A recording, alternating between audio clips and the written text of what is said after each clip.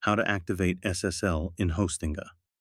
First, make sure your domain is added to a hosting plan or your subdomain is created. In the Hostinga hPanel, navigate to the Websites section and find the site you want to activate SSL for.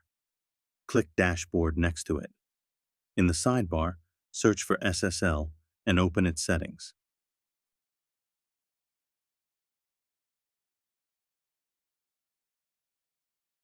If you see the Install SSL option, click on it to initiate the SSL installation process.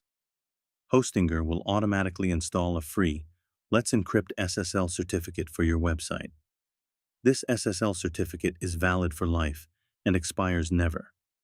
It's perfect for improving website security, credibility, and SEO rankings. Once the SSL is installed, HTTPS will be enabled by default, providing your visitors with a secure connection.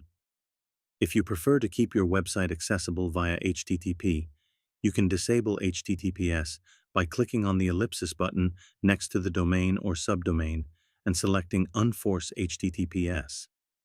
Keep in mind that Let's Encrypt SSL is suitable for most websites, but if you're accepting payments directly on your site, you may want to consider a paid SSL option for added protection against fraud.